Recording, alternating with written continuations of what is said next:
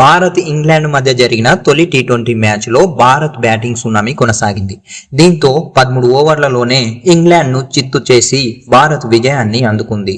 అయితే భారత కెప్టెన్ రోహిత్ శర్మ పేరు వినగానే అందరికీ గుర్తు వచ్చేది హిట్ మ్యాన్ అనే మరో పేరు. దానికి తగ్గట్టుగానే ధనాధన్ ఇన్నింగ్స్ లతో భారీ హిట్టింగ్ షాట్స్ తో సూపర్ ఇన్నింగ్స్ లో ఆడతాడు.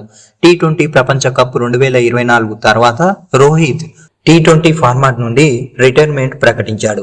Hit man Rohit Sharma T20 cricket కు ఇప్పటికే వీడ్కోలు పలికాడు. అయితే ఇప్పుడు భారత జట్టుకు కొత్త హిట్ మ్యాన్ దొరికాడు. కేవలం 24 ఏళ్ల ఈ ఆటగాడు ఇంగ్లాండ్ జట్టులోనూ బీభత్సం సృష్టించాడు. ఇంగ్లాండ్ బౌలర్లకు చుక్కలు చూపించాడు. కోల్కతా వేదికగా జరుగుతున్న భారత్ ఇంగ్లాండ్ మ్యాచ్ లో ఈ యంగ్ బ్యాట్స్మెన్ బ్యాట్స్ తో బీభత్సం సృష్టించాడు.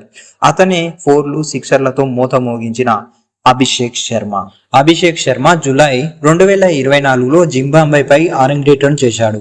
ఆరంగేట్రం సిరీస్ లో రెండో మ్యాచ్ లో అభిషేక్ శర్మ సెంచరీస్ సాధించాడు. అయితే దీని తర్వాత అతని ప్రదర్శన హెచ్చు తగ్గులతో నిండిపోయింది. అయితే తాజాగా విజయ్ హజారీ ట్రోఫీలో బ్యాట్ తో విధ్వంసం సృష్టించాడు. ఇప్పుడు ఇంగ్లాండ్ తో జరిగిన తొలి టీ20 మ్యాచ్ లో తన ఫామ్ ను కొనసాగిస్తూ దుమ్ము రేపాడు. ఇంగ్లాండ్ పై ఒక ఇన్నింగ్స్ లో అత్యధిక 6లు కొట్టిన భారత బ్యాట్స్మెన్ గా అభిషేక్ శర్మ ఘనత సాధించాడు. కోల్కతాలో ఇంగ్లాండ్ తో జరిగిన మ్యాచ్ లో భారత్ టాస్ గెలిచి బౌలింగ్ ఎంచుకుంది. తొలుత బ్యాటింగ్ చేసిన ఇంగ్లాండ్ 132 పరుగులు మాత్రమే చేసింది.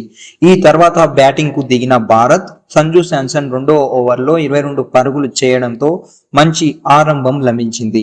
కానీ అతను స్కోర్ 26 వద్ద అవుట్ అయ్యాడు. ఆ తర్వాతి బంతికి సూర్య కూడా తన వికెట్ కోల్పోయాడు.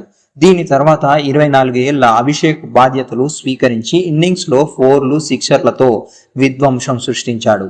అభిషేక్ కేవలం 20 బంతుల్లోనే అర్ధ సెంచరీ పూర్తి చేసి 34 బంతుల్లో 79 పరుగుల ఇన్నింగ్స్ ఆడాడు.